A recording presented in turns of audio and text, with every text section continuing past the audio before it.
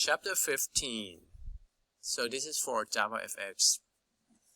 So in Chapter 14 we talk about basic JavaFX, and in Chapter 15 is how to deal with the event-driven programming. Like basic could be how you create a button, how you create a text field, how you put into the GUI pane, right? And how to make it to show on the stage, right? Put a scene in and put a stage. So those are basic, and learn all the layout, right? So in 14 we have vertical layouts, horizontal layout, pane layout, grid pane layout. Now we put them all together to make it look nice, but the program will not work if the button itself not having event driven. That means listen to the action when people click on the button. So this chapter is going to learn how to make it interact with the user, right? Chapter 14 just how to create a GUI to make it show but not interact yet. So, and also it's also including animations. Like suppose you want to write a GUI program that lets the user enter a loan amount, look like that. In Chapter 14 we'll show you how to create those text fields and labels and the button, put in the layout, which is grid layout, to look nice like that, right? And put on the scene and put stage and do show. That show, state that show, we see that. Now when you click the calculate button to obtain the monthly payment, would do that. You have to use event-driven programming to write a code to respond to that button click event. So how do we do that? Let's look at an example here then in the code. So we said loan calculator extends application, so that's basic from Chapter 14. When you write JavaFX application, is import from here. Now basic in Chapter 14, how to create text field, use next new text field, right?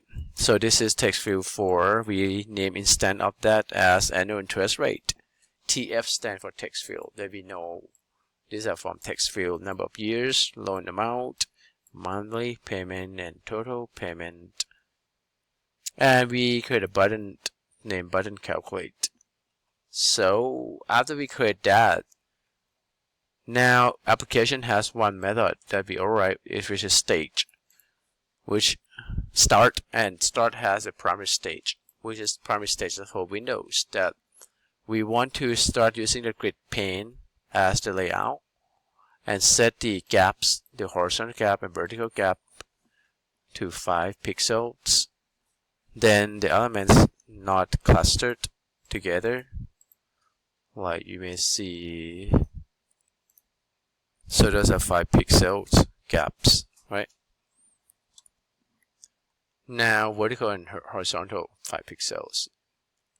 Start to create a new label. So that's the label for annual interest rates. And add to grid pane 00. 00 is like that location. 01, right? 10 and so on. So we start to, that's 10, right? 01, 12, loan amount, and so on. So we add all the elements that we created. So this is what we learned in Chapter 14, the basic GUI. And we can set grid pane alignment to be center, right? And we can align the alignment for each text field to be bottom right. You see it's go to bottom right.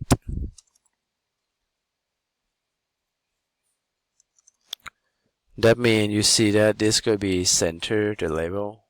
Okay. And grid pane set edge horizontal alignment, edge alignment. Button calculate and horizontal position dot right.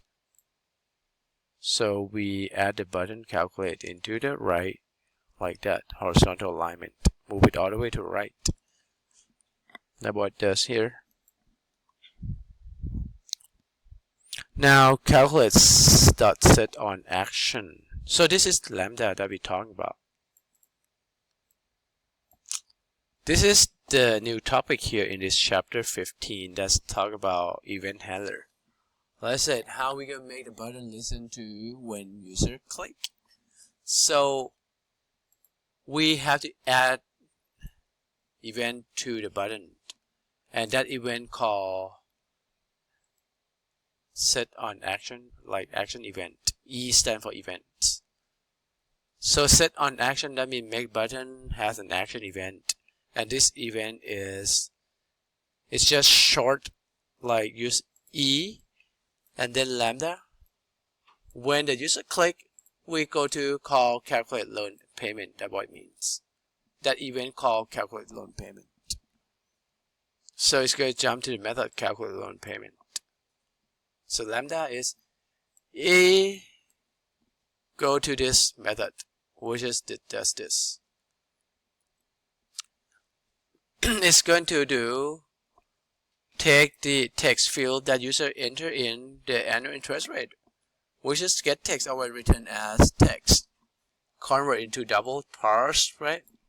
Same as integers, years, loan amount, double, right? We parse them, that means we convert them. And then we have all the information that we need, amount, year, and interest. Then we can calculate. So we going to happen to have the loan. Loan is something that, another thing that a class named loan that being created by passing in all the information. Then we have a loan object.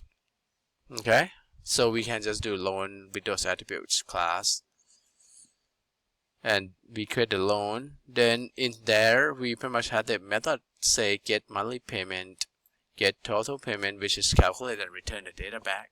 So this pretty much is a class that do calculation for the loan, which simply you can implement it, right? Do some calculations. And then this is just do the format after it returns back. And set text back. This is put format with 2 decimal places and put the $sign in front. So we can do set text and do string.format.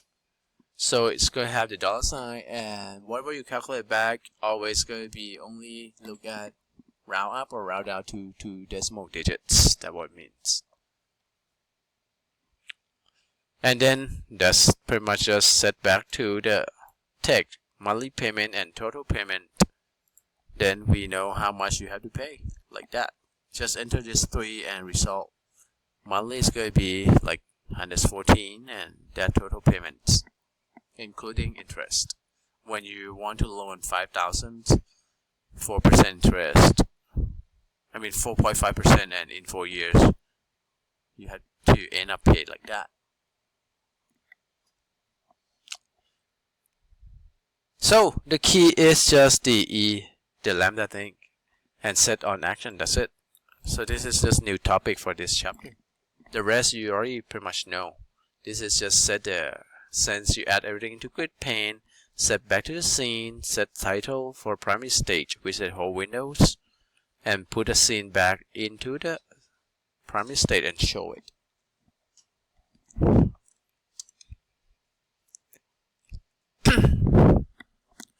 Now you have the test of event-driven programming. So we're gonna learn how to describe events, event sources, and event classes. Because event is not only just the action on button click, you can have the key event on you click on keyboard enter. You can have mouse event when you move your mouse or click on your mouse. So you define handler classes, register. Handler, that means after the event happens, how you gonna handle it. We can have key event and key event handler. Mouse event handler. Register handler objects with a source object. And write the code to handle events. this sort object is, like the button is a source. How you can register that? We use lambda to register on set on action. That's how you register, right? And you write the code to handle it. Inside that, we call the method like calculate loan. So like we register and calculate loan payment. So that's how we handle it.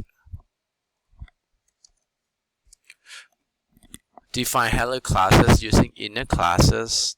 Like lambda make it's very short for those inner classes, but we're gonna get into details, and you see that you can use anonymous inner classes and you can use lambda instead.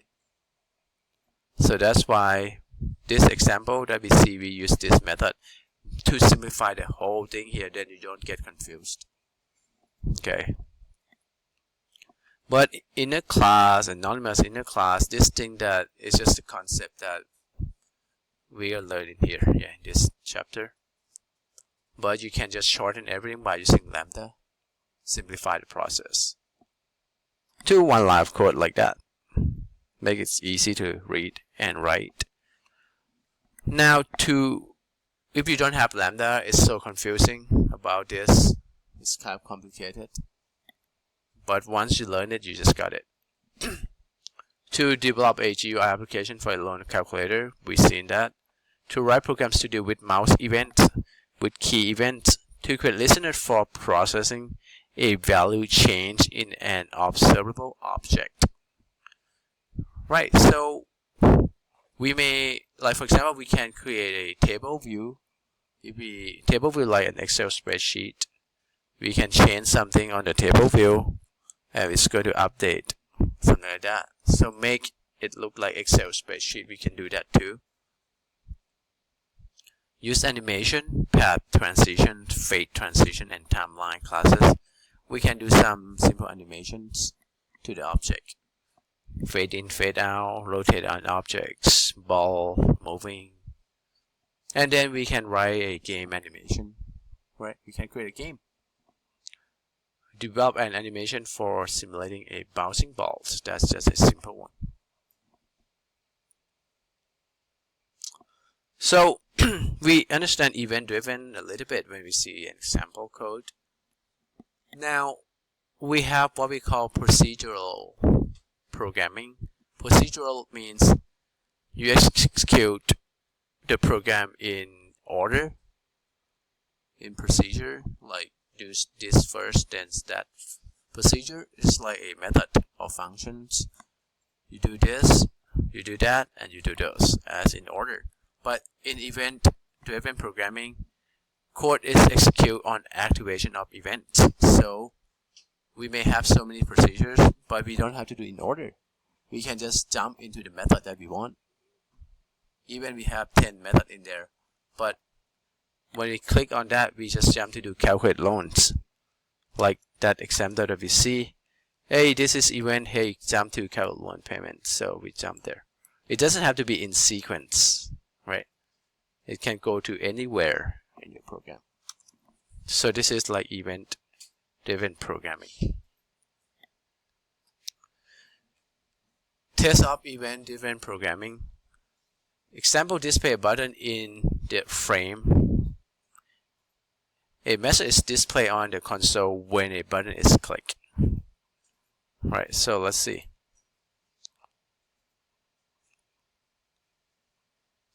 So same, we extend applications. Now we use horizontal box. You see that there are two buttons and they are horizontally aligned. We can do that. Add them into the pane, right? Create two box. Now we set the button that we create, we set on action handle 1. This one handle 2. Right, handle 1 we say handle 2 equals new cancel handle class. Like that, button 2 is cancel button, and you see the handle 1 we set on action to handle the OK handle class. So okay, when we click, it's